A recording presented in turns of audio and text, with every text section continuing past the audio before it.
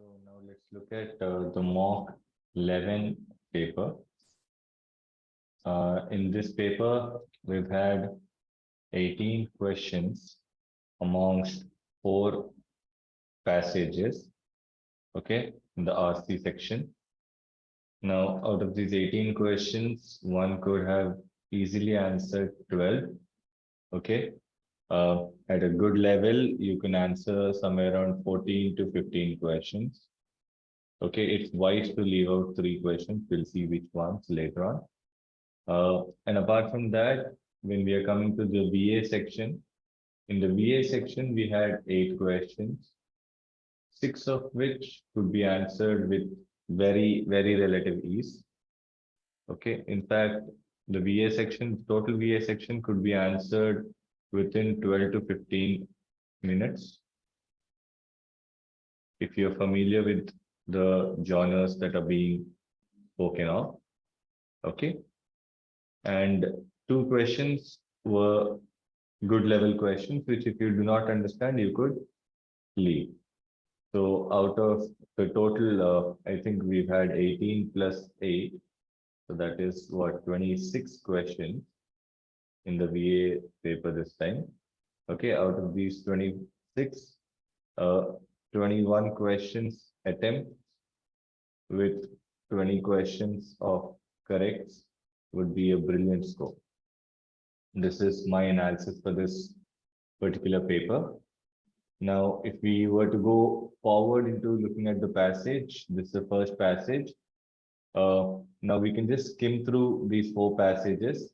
Okay, here you see that they're talking about attitudes of scientists and how Nobel Prize was awarded to someone and all of this. So maybe we can say that this is either a science plus literature passage. Let's just see quickly how many questions are there. 1, 2, 3, 4, 5 questions from this passage.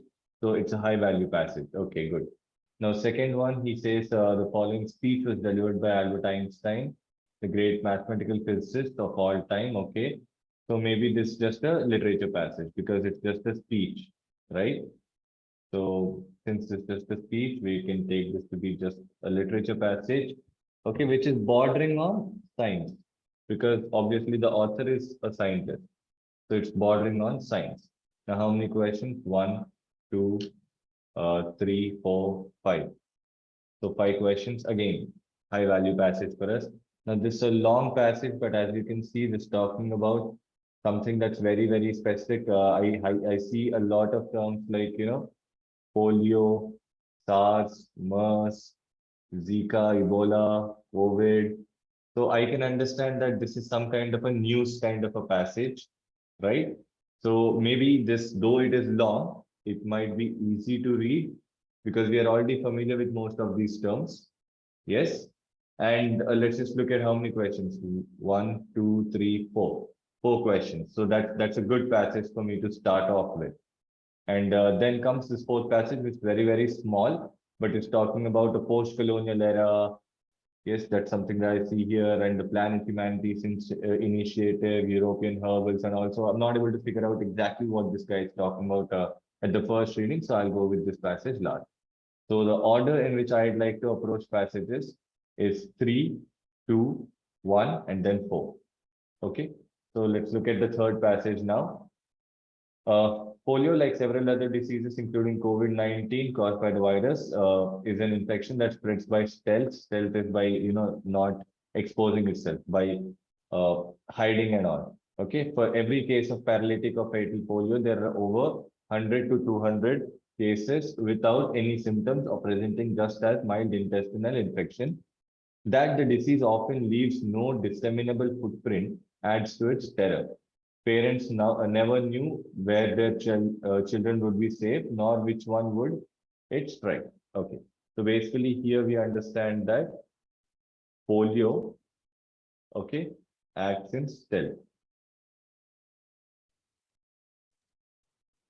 which causes parents to worry.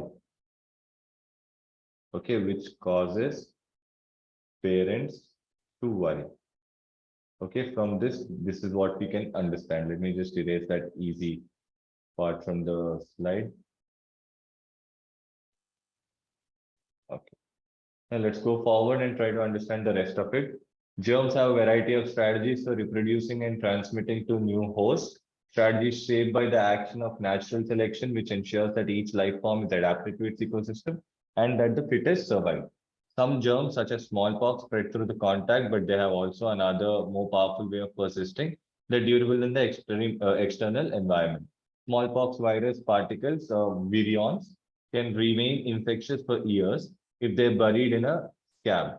That's one other way virus can keep infecting and spreading. It waits for new hosts to happen by spreading through water or insect vectors are strategies too. So from here, where is the pen? Okay.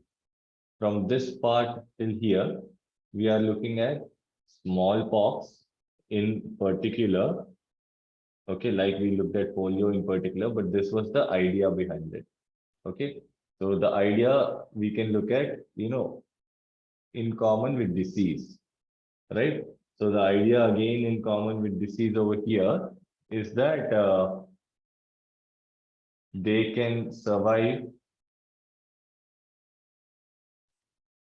external environment and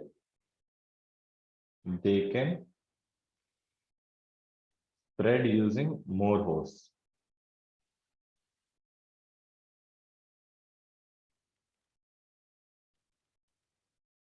Okay. Now over here, we can also see that, but spread by stealth is another strategy and perhaps the most terrifying of all. So here we can see that this is the most terrifying strategy. Okay, we've been told for years to fear pandemics, SARS and MERS, both caused by coronavirus, Zika, Ebola, the highly pathogenic H5N1 bird flu. But perhaps we've been fearing the wrong thing. It's just not new diseases we have to fear. It's those that spread by stealth. So he's basically trying to highlight the diseases that spread by stealth a little more over the normal diseases. Variola virus, which caused smallpox, one of the deadliest viruses known, had one single vulnerability. You could see smallpox left marks on everyone.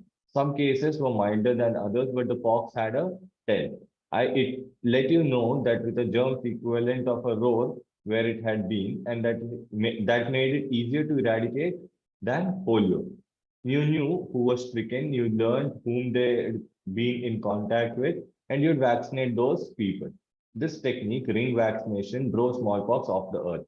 Yet, despite years of relentless work, the World Health Organization has still been unable to eradicate polio.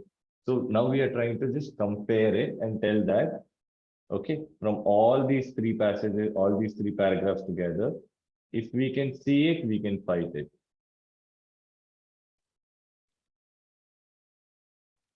Okay, so if we can see it, we can fight it. So stealth is deadly in a disease. This is what we understand from the passage so far. Pathogens that spread by stealth have stalked us through human history. The Black Death of 1346 to 53 was the greatest pandemic in human history. It burned through the entire known world and killed an estimate of 25 million people in Europe alone. But the Black Death behaved very differently from most plague outbreaks today. Plague is rodent disease carried in much of the world by rats and rat fleas. It's lethal, but it's not sluggish. According to two of these plague skeptics, the Black Death moved through England at the rate of 2.5 miles a day. No rat-borne disease could possibly have spread that fast, especially since rats are homely creatures and don't travel. So he's talking about diseases, how they spread, okay, and how we have to target the spread of diseases now. Rats were considered to be one of the creatures which spread diseases, but Black Death was an absolution onto these rats' position. Why? Because they understood that no rat could have caused Black Death because they don't travel so much. Okay, but researchers retrieving bacterial DNA from Black Death victims proved plague did not cause Black Death, leaving scientists with something of a mystery. How did it move so quickly? Finally, Black Death transmission had another subtler aspect. It was spread by human beings. So this was the reason. Pulex irritans was so common an associate of our medieval ancestor that perhaps they were hardly noticed. The human flea hides in unwashed clothes and bed linen, and it jumps with ease from host to host. Like lung-borne plague, human flea-borne plague is transmitted by stealthy means. So here, this is another example. So these two paragraphs together give us another example for a stealthy disease. Okay.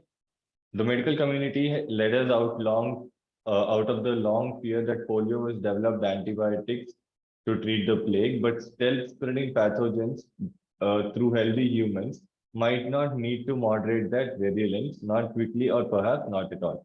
The Black Death, though controlled, never lost its virulence, and neither did the three great Manchurian pneumonic plague outbreaks of the 20th century, which killed nearly 1 lakh people. Polio, though not primarily a respiratory pathogen, has been with us since the dawn of recorded history, its virulence unmodified over the course of time.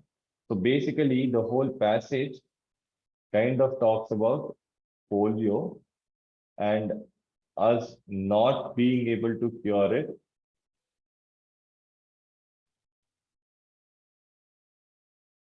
because it is a stealthy disease.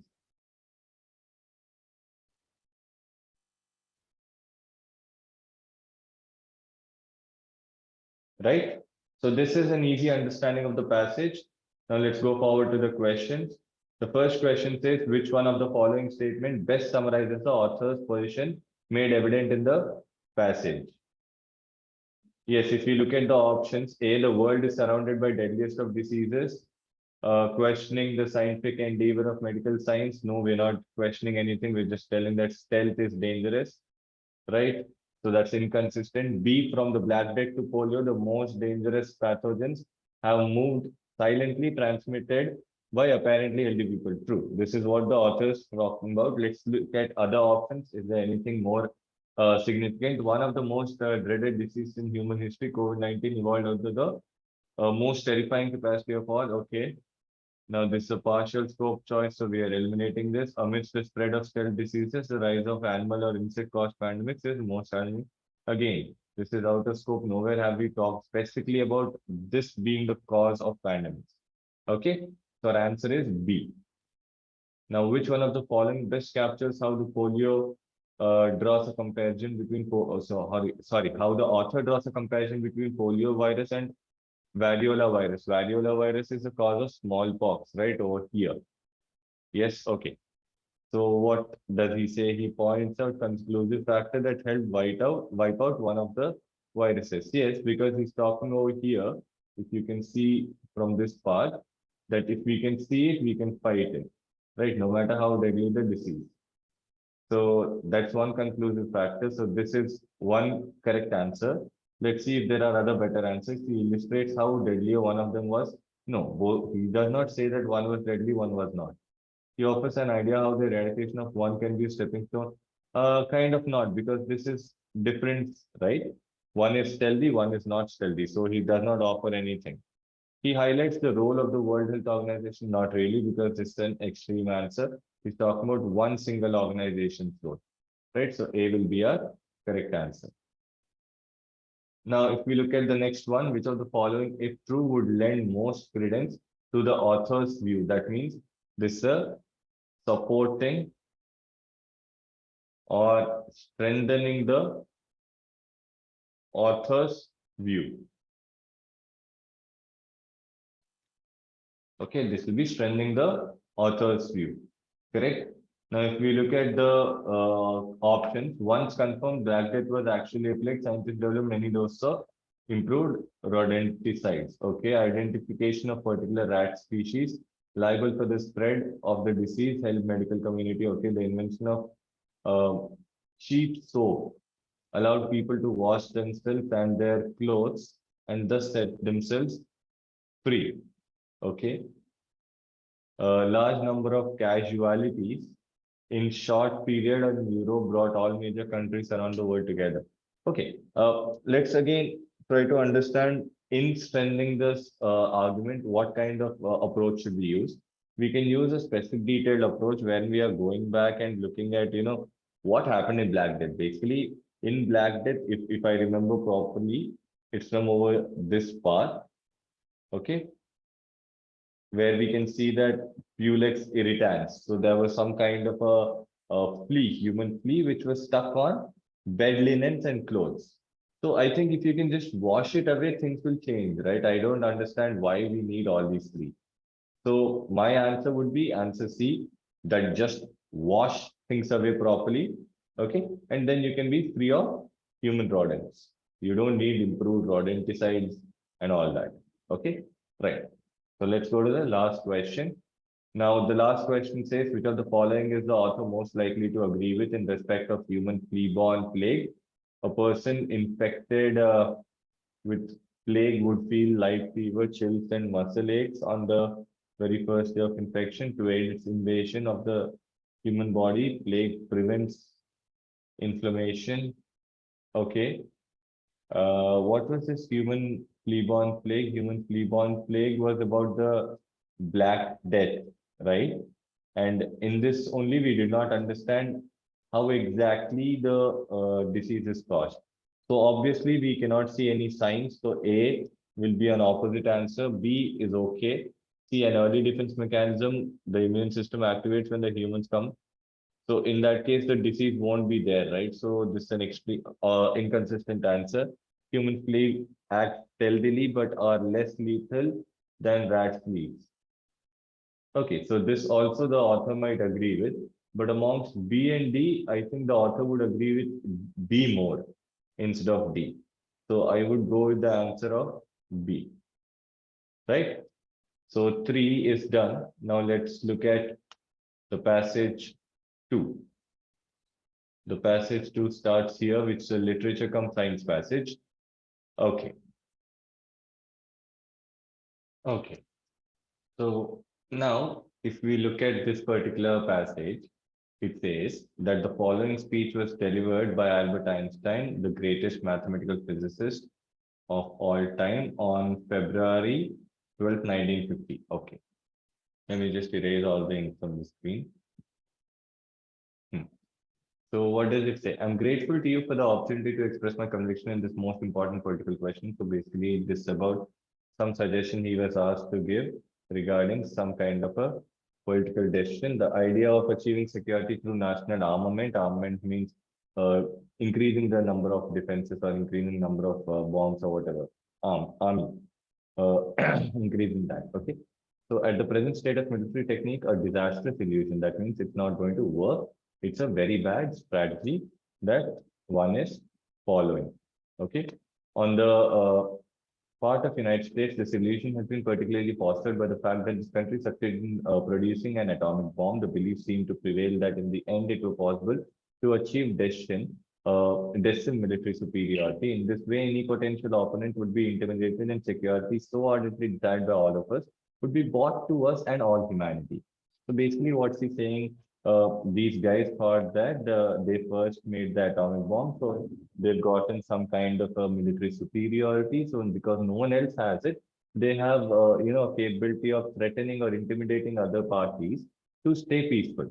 Okay, but this maxim which we have been following during these last 5 years has been ensured security through superior military power, whatever the cost. So they've been holding a belief that's close to them that they have to achieve security through military power, superior military power. That means they have to be better than all other countries, then they'll be more safer. Okay. So the armament race between the USA and USSR, originally supposed to be a preventative measure, assumes hysterical character. That means it's blown out of proportion. On both sides, that means to mass destructions are perfected with feverish haste. Behind the respective walls of secrecy, the H bomb appears on the public horizon as a probably attainable goal. So the hydrogen bomb now is a attainable goal. Why? Because both of these countries are competing with each other. If successful radioactive poisoning of the atmosphere and hence annihilation of any life on Earth has been brought up within range of technical possibilities, the ghost-like character of this development lies in its apparently compulsory trend every step appears of technical possibilities, sorry, of the unavoidable consequence of the preceding one. In the end, there beckons more and more clearly general annihilation. Is there any way out of this impasse created by the man himself? All of us, and particularly those who are responsible for the great attitude of the US and the USSR, should realize that we may have vanquished an external enemy, but have been incapable of getting rid of the mentality created by the war. That means now war has already gone off, but this trend is still continuing where we are trying to, build up military superiority so much so that we are coming to a point where our arms can easily destroy all the life on Earth. Okay, so the author is questioning when will we get rid of, or how will we get rid of the mentality that we have developed, that the war has left us with, although war has gone. Okay, it's impossible to achieve peace as long as every single action is taken without a possible future conflict in view. The leading point of view of all political action should therefore be what can we do to bring a peaceful coexistence and even loyal cooperation of the nations. The first problem is to do away with mutual fear and distrust, solemn renunciation of violence, not only with respect to the means of mass destruction, is undoubtedly necessary. That means take off the army, take off everything. Basically, don't be afraid of each other. Don't distrust each other. You have your own boundaries, they have their own boundaries. Be trusting towards each other. Such renunciation, however, can only be effective at the same time a supranational judicial and executive body is set up, empowered to decide questions of immediate concern to the security of the nations. Even a declaration of the nations to collaborate loyally in the realization of such restricted world government would considerably reduce the imminent danger of war. So basically, he's saying that if we all agree to come up and form a alliance, something like the United Nations, or see, basically, I'm just saying this, but he's not exactly saying about the United Nations. He's saying a body like that. So if all nations come up and form something like that, which has the power to decide if some particular nation is at wrong or is supposed to be punished, then we can go ahead and trust each other more easily. Okay, be loyal to each other and be more cooperative with each other. Okay, I hope you understood the passage. Now, the first question is, which of the following best describes what the passage is about? Is it an appeal to sanity through logic? Yes, that's what he is trying to do. He's trying to appeal to the people who are sane and appeal to need for introspection. No, he's not asking us to look through ourselves or anything and appeal to a man's conscience and attempt to salvage humanity. Yes, we can think of this as well. Discussing the genesis of problem. No, he's not discussing how this problem came up. And although he's saying that this all started because of war, he's not discussing anything about that war particularly. So amongst A and C, answer A is a better choice. So we are going to go with answer A. Okay. Now, the second question is on the basis of information given in the passage. It can be inferred that Einstein speaks of which other enemy that he considers invincible in the aftermath. Okay. Now here we can be very, very clear that we have seen this part somewhere. Where is it? So we should realize that we may, okay, 1 minute. We should realize that we may have vanquished an external enemy, but incapable of getting rid of the mentality created by the war. So that is highlighted in option B, the imminent belief of repeated confrontation thwarting peace. Okay. So repeatedly we are confronting, and for what? For the peace only. So this is the invincible enemy of the aftermath that he is talking about. All right. Now, if we go to the next question, what does Einstein refer to as an impasse in line? Is there any way out of this impasse created by the man himself? So usually in chess, if we are looking at an impasse, it is where you are not able to move forward because there's no move. Okay. So let's say that your pawn is here and the other person's pawn is here. Okay, and these are the squares. This is an impasse. You can't move forward. Okay, so in this context, he's using impasse as the promise of security to humanity, portending destruction.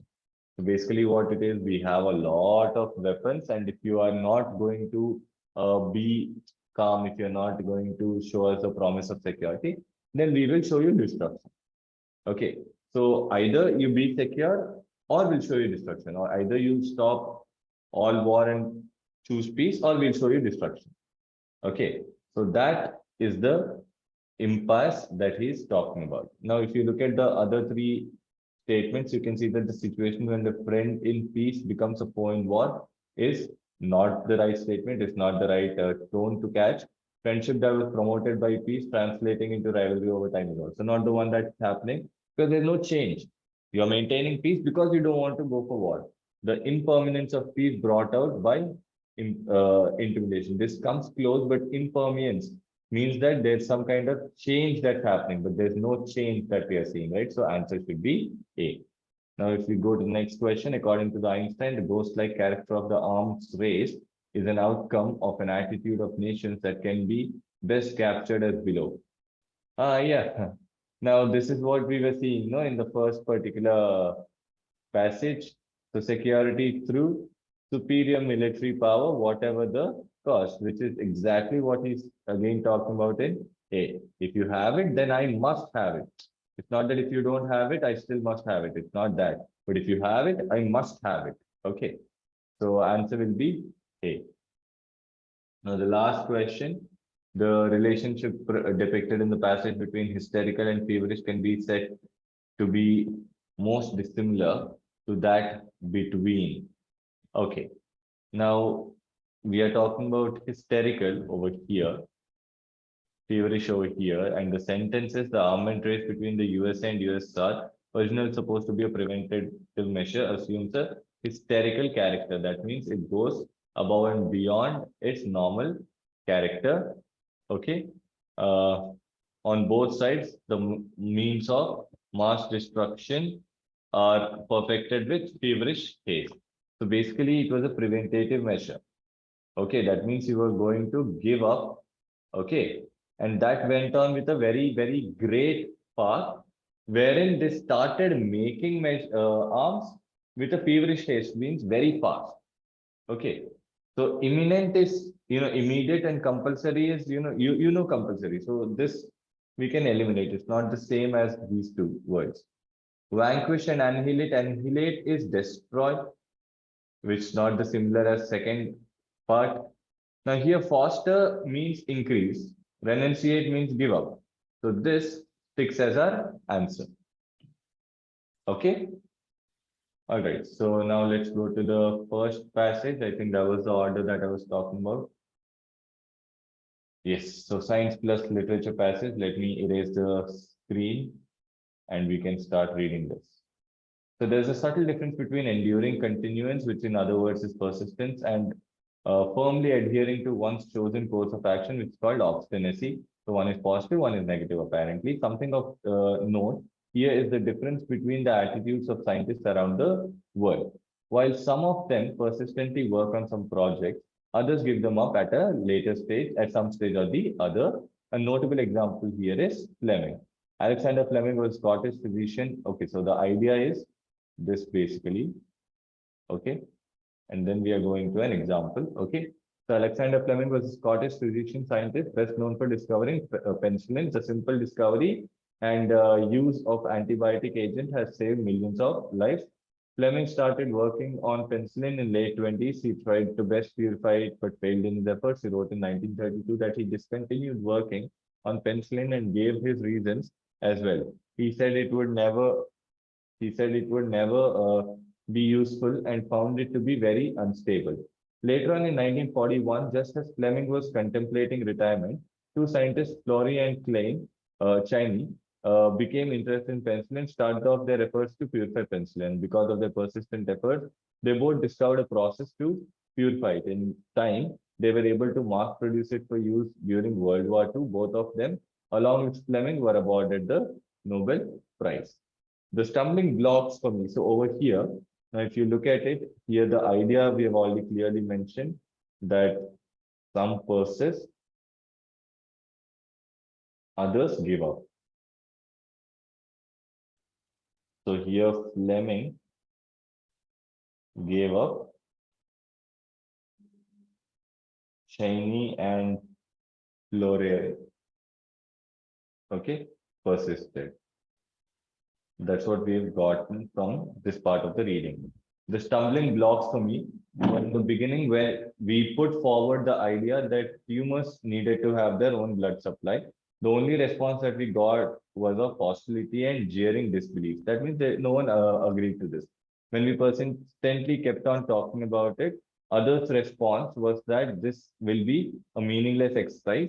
There will be no molecules. When we finally proved it in 1983, starting in the late 60s, that these were actually molecules. They gave another observation. You'll never prove that that's what humors use. The most cynical group insisted that this discovery might be true on mice, but it did not hold true on people. But my response has always been that I would not give up in my efforts, and I cannot stop if somebody else wanted me to stop. I even made the offer if they would give me their observations under signature. If they agreed to do so, I would save huge money of the public and the government, and we would stop doing experiments. But nobody agreed to do so. So, for my final observation, is that whatever field you have chosen in life, the success will come to you only by way of dog determination. A pessimistic would say, okay, if they would become success, if they became successful, they were lucky enough. But I differ with it. Luck is when preparation meets opportunity. If you want to be successful, you can become so only with persistence and determination. The only thing is that do not give up on making effort. So basically, the whole passage is talking about the same thing again and again. Don't give up. I mean, this could be a message for your CAT preparation as well. But yeah, they say don't give up, keep working, you will be successful. Okay. And there are other ideas also about, how people who are pessimistic will keep on taunting you and will keep on saying, okay, you were lucky and all, but that's not the thing. Okay. So let's go to the first question. I even made it. I even made the offer if they would give their observations under signature. These words reflect yes. Now, very clearly, yeah, this is a question that everyone should answer according to me. Very clearly, the sarcasm of the author. This basically is a tone question. Okay. So it's not the frustration. A lot of you would be confused with that. He's not being frustrated. He's saying, oh, yeah, you give it in writing, I'll stop everything. It's like that. Okay. So this is the sarcasm of the author. Okay. Now, the next question, as stated by the author in the passage, each of the following can be ascribed to the cynical group except. Okay. Yes, it won't work on people, only on rats. No such molecules exist. Humans don't use all these three can be, attributed to the cynical group. So your answer should be none of this. Which one of the following best describes what the passage is about? A condemnation of the cynices, a condemnation of those who give up midway, appreciation of the persistence of Fleming, championing relentlessness. So if you can just look at our main idea over here, that is a main idea question, right? And the main idea we clearly told, keep working, do not give up. Yes, which is nothing but championing relentlessness. You're relentlessly working towards your goal. See, the C becomes a partial scope choice. A becomes an, extreme answer. And again, B also becomes an extreme answer. So D will be a right answer. Now over here, none of the following statements can be inferred from the passage except uh, Fleming did not give up on penicillin and shared Nobel Prize with Flory and saying, no, we can infer that, right? We can infer this from the passage. It's very clearly given in this particular part of the passage. It took around a dozen years to conclusively prove. Yes, it's given exactly here. What is true of mice cannot be true of humans. Uh, Now that also we can infer. I think someone spoke about it, if I'm not wrong. Yes, it's over here. Okay. But what can be inferred from the passage, right? So if you just read the question again, am I doing it wrong? None of the following statements except none of the following statements can be inferred from the passage except that. Yes, so these three parts are here. Now, the large part you can't be sure of losing till you give up is not there. Wait, 1 minute. None of the following statements can be inferred from the passage. Okay, so this is not there, but these three are there. But okay, are they being inferred? That's what we have to check. Okay. Uh, Starting in the late 60s. Okay, my bad.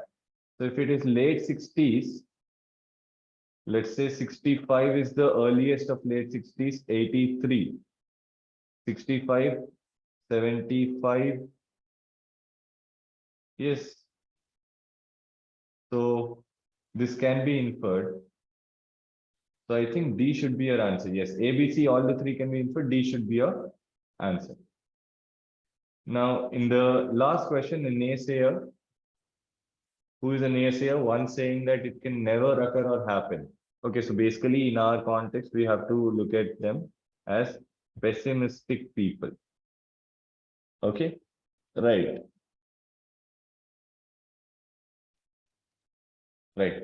A pessimistic people, okay, is a person who, according to the passage, characterizes the one who subscribes to all of the following except that, okay, he is more bothered about the person involved in the investigation of scientific theory or principle rather than the theory of or the principle itself. Okay. All right. So where are we talking about the pessimistic people? We're talking about people here. Okay. So what can we say? There are no molecules. Okay. The most cynical people will be telling that, okay, my response, okay, all right. So from all of this, we can say that he is more bothered about the person involved in the investigation of scientific theory rather than the principle. Yes, he can say that, okay, it's not, humans, it's the mice and all that. So that comes off from this. He's obdurately disbelieving of any new idea. Yes, that's the whole thing about naysayers actually. He has himself attempted to dare and discover, okay, no, this is not what he has done. Okay, he's considered an obstacle by a few in their attempt to convincing him of the idea, obviously, because he keeps on saying no. So since we cannot infer C, C will be our answer. Right, so we have done 3, 2, and 1 passages. Now let's quickly go to the passage 4 and look at this particular passage. Then we can move into the verbal ability section. Okay. But where does this international obsession with golden hue planet come from? There are a wide variety of culturally, historically, and geographically contingent explanations for this phenomenon in the West. So basically, this passage is a heavy read, okay, but it's smaller. Okay, so let's discuss the ideas. He's basically talking about why are Westerners and Europeans, okay, fascinated with turmeric,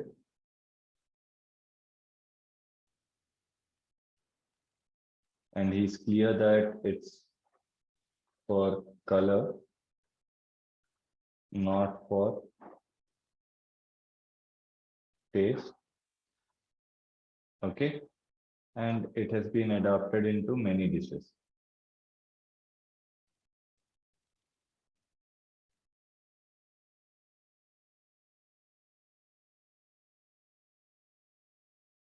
Okay, there's some mention also about how it has been used medicinally.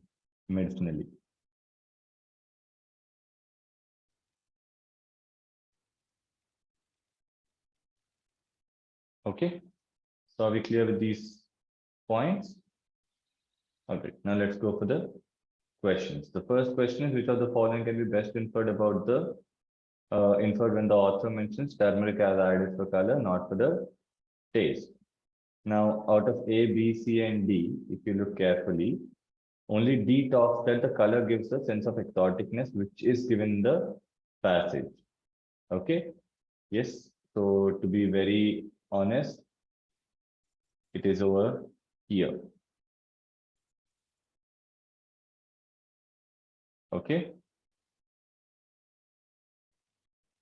So our answer will be D.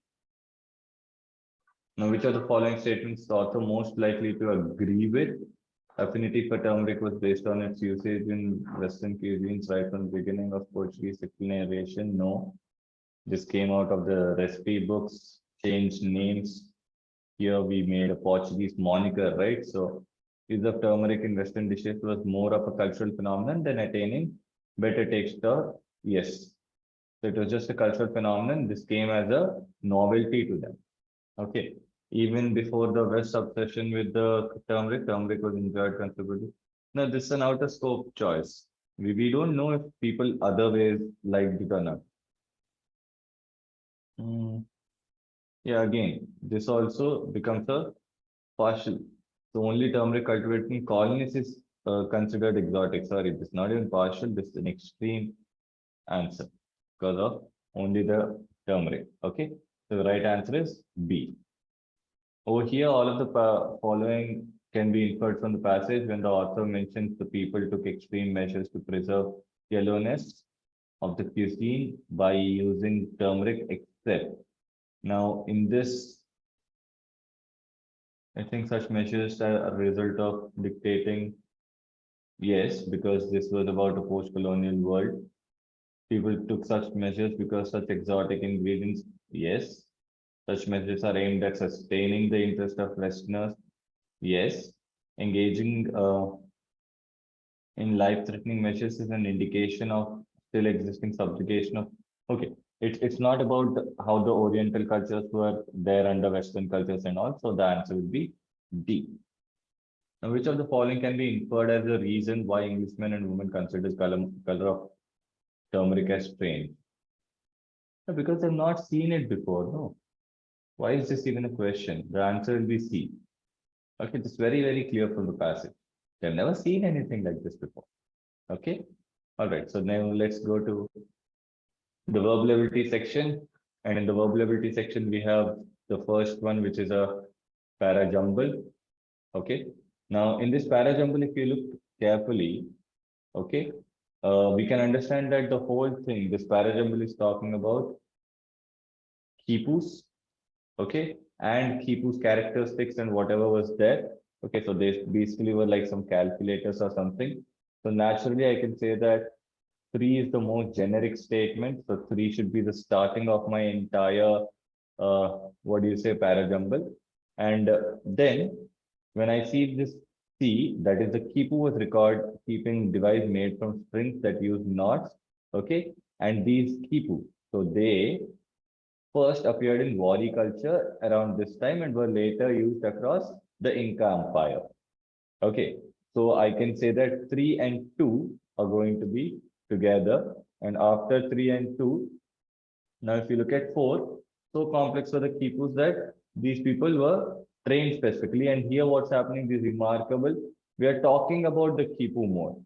And then we are telling who is using it, right? So it should be 3, 2, 1, 4.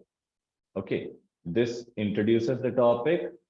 This tells where they were used. This tells how and what they were. And this tells about the further utility. Okay, right. So now if we're moving forward, now remember out of the 2 questions, there was one question that I told you that you could leave out. This becomes one of those questions. But anyway, so while the workman concentrates his faculties more and more upon the study of single detail, the master surveys an extensive whole. That means the master focuses on the whole, while the workman is focused only on one thing. Okay. And the mind of the latter, that means the mind of the master, is enlarged in proportion as that to the workman, which is narrowed. In a short time, the one will require nothing but physical strength without intelligence. That means he'll only keep on doing the same thing, whereas the other needs science and almost genius to become successful. That means the master needs science and genius. This man resembles more and more the administrator of a vast empire. That man, a brute. So a brute means an animal, okay, and the genius or the master is representing the administrator of vast empire. The master and the workman have their then here no similarity. So okay, and their differences keep on increasing every day. Okay, that means because this guy is using his brain, he's learning new things, he's becoming better and better every day. The other guy is not using his brain, he's only doing what he does every single day, so he's not becoming better at all, and the difference is constantly increasing. Each of them fills the station which made for him and which he does not leave. The one is continually, closely, and necessarily dependent upon the other and seems as much born to obey as the other is to command. What is this but aristocracy? Now, the keyword over here is aristocracy. We've already seen this in a lot of our classes. Cracy is rule, aristo is noble people.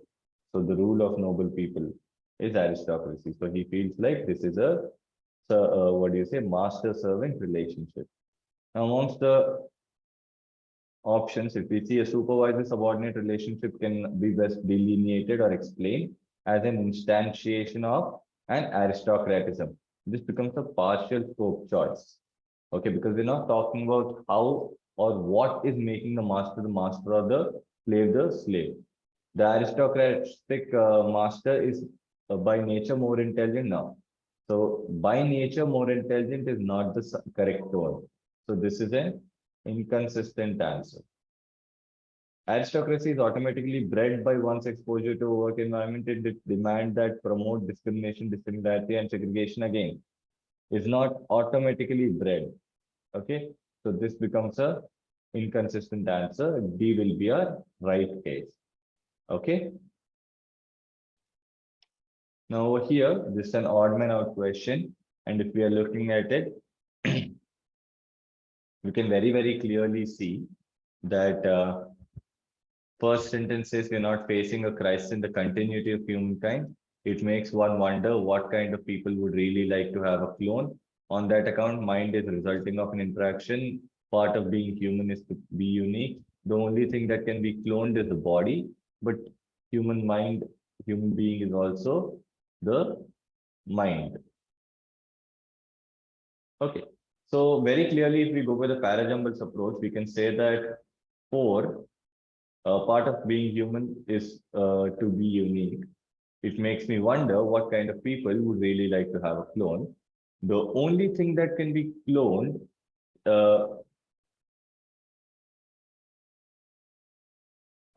the only thing that can be cloned is the human body, but human being is also the mind. Okay, clear? And then I can say you're not facing a crisis in the continuity of humankind. Now, why is this saying, or what is this? So over here, when we are saying on that account, the mind is result of an interaction between the brain and the world. Okay, we are not talking about the brain at all anywhere, but we are talking about what the humankind is. Okay, so this whole passage about the human kind. Okay, right. So the answer will be 3. Now let's go to the next one. The 4 sentences. Yes, again, this is a parajumble, and I think this is a very easy parajumble actually. So if we look at the second option, clearly we can say that this is our first statement. The disaggregated data shows that while non-food inflation has risen over the past few months, food inflation is also now beginning to rise. Okay. So here we are talking about 2 categories, food inflation and non-food inflation. Okay. And if you look at the other parts, it's either talking about food inflation or about non-food inflation. Correct? Right? So now, if you look at it overall, we can go with 2 as our first statement. Yes, which talks about that while non-food inflation rose over the last few months, now food inflation is rising. So we're going to talk about the food inflation next, which is coming out in the first paragraph. So we'll go to 1. And in 1, he's saying the consumer food price index rose to this much and this much by these commodities. Okay. Then we are going to talk about why this happened. Okay. So core inflation has also remained elevated. That means core inflation has also been higher. And why is this? Because price pressures appear to have broad-based with spurts. That means slowly at once it's increasing. Okay. Observed in these industries also. Okay. Are you getting this? So we'll go for 214 and naturally we will be the last one wherein this suggests that. So this is the reasoning that we've seen. This suggests that there's been an all-time high of 14.3 in the wholesale price index. So of all the things together. Okay. Are we clear? This will be your parajumble answer. Now, if we look at the passage and the alternative summaries, he says, yes, but someone will say to me that this design of making us of oneself as subject to write about what would be inexcusable is great and famous men, who by their reputation had aroused some desire to know them. That is certain, I confess it, and know very well that the artisan will scarcely lift his eyes from his work to see a man of the common sort, whereas men forsake workshops and stores to see a great and prominent person arrive in the city. That means, yes, it's okay for people who are famous to write or talk about themselves because they are inspiring others. Okay, a man, when the normal man is passing by, even a person who's working won't lift his eyes to see them. Okay, but if someone who's great is coming, people will leave their jobs and go to visit them. He'll become any other to make himself known except him who has quality of worthy of imitation and whose life and opinions may serve as a role model. So he's just saying that you should know, not everyone should just write about themselves, but only people who are worthy of that honor. Okay, should make themselves known to other people so others can imitate themselves and these people's opinions and all may serve as a role model. Okay. Now, if we look at D option is clearly extreme. Okay. B option is partial scope. It's just talking about the inspiring through writings. Okay. Now, if you look at C, a man of ordinary bearings holds little privilege to publicity, right? Now, what does this mean? This means that someone who's not famous, okay, does not need to publicize. Okay, the other three, if you're looking at it, they're being partial scope. And this is conveying the actual meaning that only if you're famous, you need to publicize. Okay, so our answer will be C. Now, this was one of the hard questions. Okay, I think this is a very, very easy question, in fact. Okay, very clearly we can see that the option 1 is the most generic statement. It talks about what peatlands make up for and all. Okay, so from here, I think we can go to what peatlands are, right? So our answer should be 1, 3. Okay, so it's basically peatlands make up of this much, the bulk of Asia and North America, and peatlands have been preserved by being totally waterlogged. Okay, so what next? Just drain the water. Then you have a perfect medium, but there's a catch. What's the catch? The catch is 2. So your answer should be 1, 3, 4, and 2. Okay, right. Now in this, which one of the following is the odd man out? Okay, so Freudian psychology interlinks dreams to be an outburst of repressed human emotions. As we live in a society, we function within moral bounds and deny ourselves few desires which probably sound unethical. Okay, these repressed feelings drastically affect our ego that causes anxiety and giving way to few symbolic dreams. The significance of all dreams will be studied. The personal experience and self-analysis would be the best. In an effort to maintain our sanity, we try to modify all objections. So see, basically we are talking about how there are dreams. Okay. Yes. And some dreams are nice, some dreams are bad. These are ethical. Okay. These are unethical. Right. So because of something that we desire unethically, we get bad dreams. Something that we desire ethically, we get good dreams. And This whole thing is what Freudian psychology says. Correct. So the one thing that does not come is about self-analysis. Yes, so your answer should be 4. Okay. The last question, again, it's a para summary question. If we can look at this question a little carefully, we see that consider this question if the harm we have experienced leads us to a life dominated by unresolved anger, a negative image of ourselves and an inability to trust, and are we not allowing the perpetrator to continue to have power over us? When will we have sleepless nights cycling and recycling thoughts about old hurts when we see the anger? When we ask questions repetitively that seem to have no answers, we continually suffer the consequence of being hurt. Perhaps our goal should be to find a way to free ourselves from the damage and to reclaim our lives for ourselves. So basically, what's he saying? He's saying that only you can get over your past and only you can get over your, hurt, right? So that option is more clearly been visualized in answer C. Good morning, guys. Just 1 minute on the call. Okay. That answer is very clearly visualized in option C. The victim alone can remove himself from the miasmic influence of his perpetrator. That means the influence that's still left off, the logged off influence. Okay.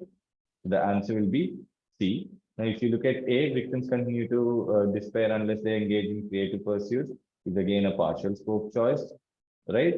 Damage by the perpetrator is perpetual unless the victim seeks vengeance. It's an out of scope choice. No one is telling you to go and fight your perpetrator. The victim is condemned to endure the demeaning, influencing of damage for good is again something that's inconsistent. Okay, all right. So that's all for this mock. I think it was pretty nice and simple mock.